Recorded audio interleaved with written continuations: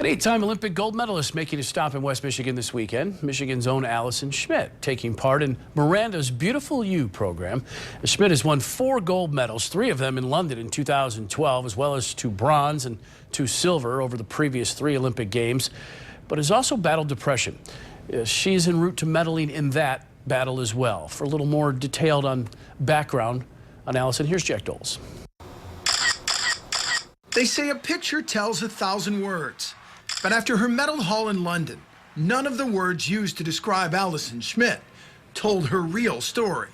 I was told many times that how lucky I was and how happy I should be. I knew deep down that I should be happy. The permanent smile etched on her face was a far cry from reality. I had gone through thoughts of not wanting to live. Depression had taken hold, and its grasp was suffocating. I kind of isolated and dug myself into a hole and just kept isolating, which I know for myself and probably many other people out there, that's not a good sign. There were 2 events in Allison's life that finally drew her out of her isolation and prompted her to reach out for help. The first came in January of 2014 at a swim meet in Austin, Texas, during an interaction with her friend and training partner, Michael Phelps.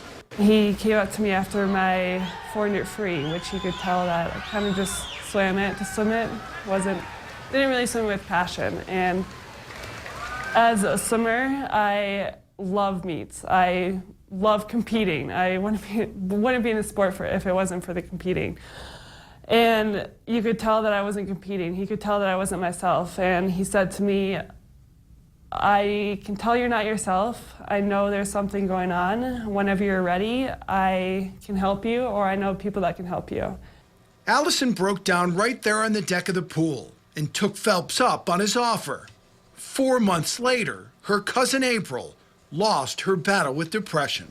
So that made me realize that this has to be stopped, because she didn't know what I was going through. I didn't know what she was going through.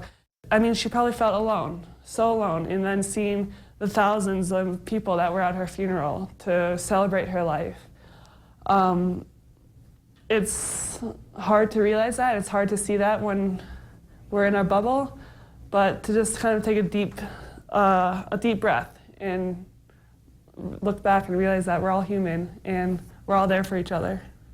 As an athlete, Allison says she was taught from a young age to rely on herself to push through races. After her cousin's suicide, she reached out to her aunt and shared her story. My aunt said to me, April could be the first person, you're the first person April saved. And that meant a lot to me. Now Allison's mission, more important than winning races and medals, is helping others. She travels the country giving speeches and speaks openly about her struggles. If she can stop even one person from making the same decision April made, it's as big a win as any she's ever had in the pool.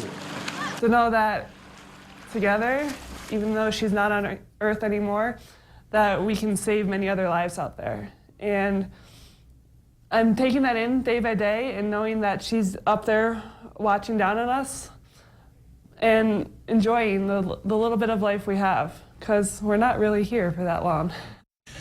Isn't that the truth? Now, to help bring that message to young girls here in West Michigan, Allison spoke at Thursday's Beautiful You event put on by Miranda. She did so in hopes of helping young women deal with the pressures put on them, the unrealistic pressures and standards put on them in the media and through social media, or as Allison puts it, say that it's okay not to be okay.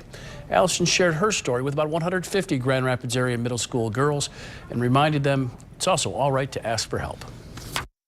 First and foremost, as a father of 2 daughters, thank you for what you do. What motivates you to come out and do this? Thank you. I want to spread the message that it's okay to not be okay, and I've experienced depression myself, and I've seen it in my family. My 17-year-old cousin committed suicide May 5th, 2015, and I saw how it affected the whole family, and it was something that she had asked for help for. When she had initially, that day, initially had shot herself, she had called and asked to be saved, asked for help, and as she's no longer with us, I'm able to, if I'm able to spread her message, if I'm able to be a voice for her here on Earth, that's something that will mean the world to me. And it's pretty amazing, isn't it? I mean, you look in this room that you'll be with these girls today, and nobody's got a label and says, I'm struggling or I'm struggling. You can't tell, but there's a lot of people who are. Yeah, I think I refer to it as the invisible disease. If being an athlete, if we break our arm, if we hurt our shoulder, if we have something wrong with us, we go to a trainer, we go get help. It's normal. It's normal to be out of practice. But as soon as it's something inside that nobody can see, we judge that person. We're like, oh, they're fine. Why are they crying? What's wrong with them? So, yeah, it's an invisible disease, but I think it's a lot stronger, a lot harder on the body than any other physical disease. How is your, being a gold medalist, being an Olympian, how has that impacted your ability, to reach some of these kids?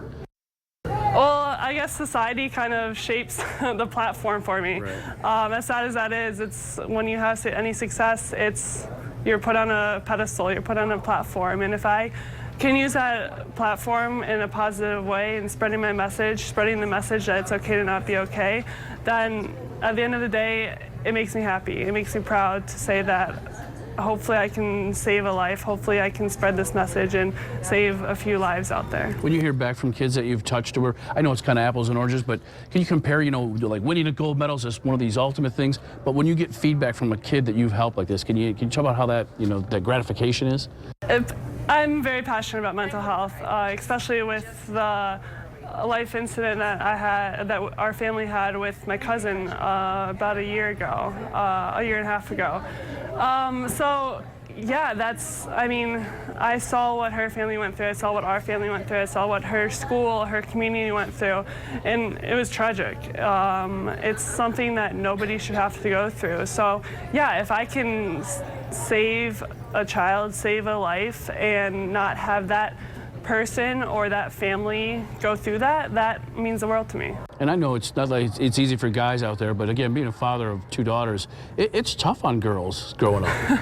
Yeah, it always is. I think it's tough on everyone in general, but yeah, especially girls. We're way more emotional than a guy, especially with all the hormones. Going through high school, middle school with all those hormones, it's definitely a tough time. And as I'm learning now, I'm getting my master's, learning the brain's not fully developed until 26 years old. So finally mine maybe is. But to just be able to spread that message and see the light at the end of the tunnel. Are you done swimming competitively now? I mean, not that 3 Olympics isn't enough, but... I haven't made that final decision yet. I'm currently really focused on school, back in classes, so we'll see what happens in the next few months and decide then. What's been like the most gratifying moment from you, since you've left Rio and since you focused on just this stuff?